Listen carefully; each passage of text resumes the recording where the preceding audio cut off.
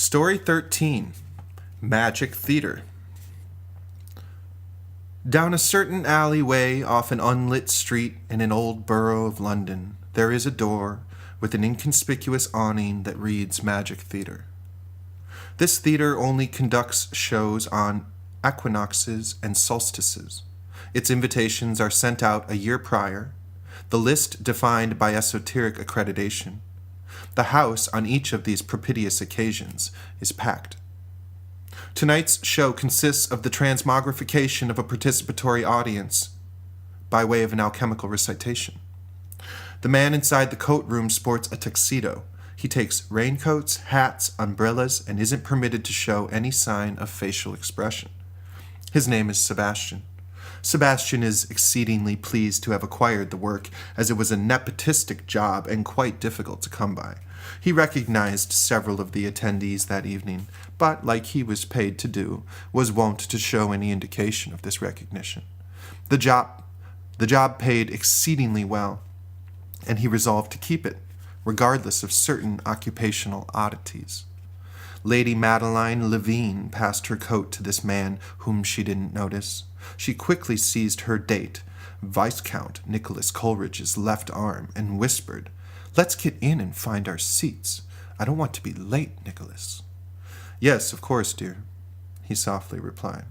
The lights in the house went dark. The curtains began an enchantingly slow withdrawal.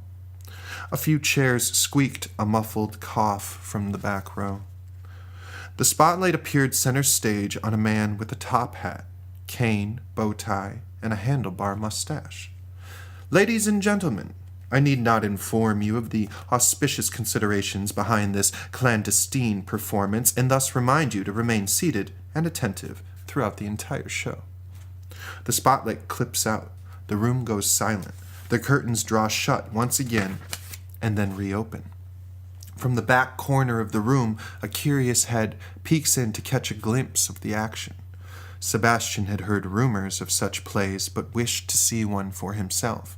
Stage center, a man dressed in a beaded blue robe knelt before another man, clad in all white, holding a white sword.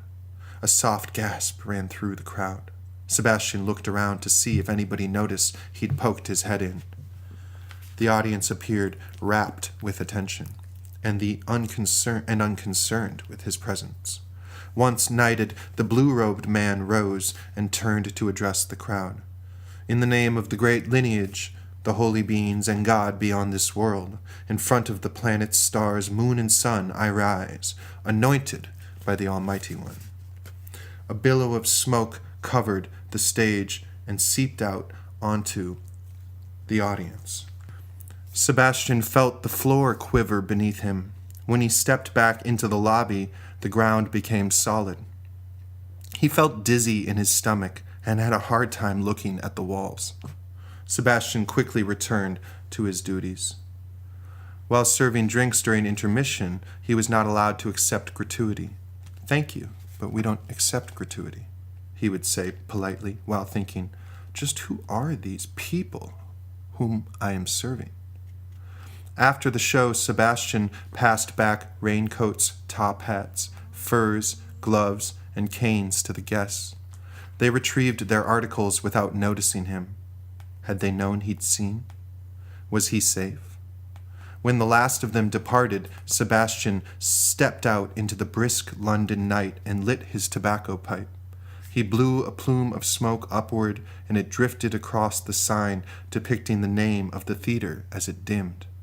Sebastian took a few more steps and looked back to find the door had become a wall and the city a memory. End of Story 13.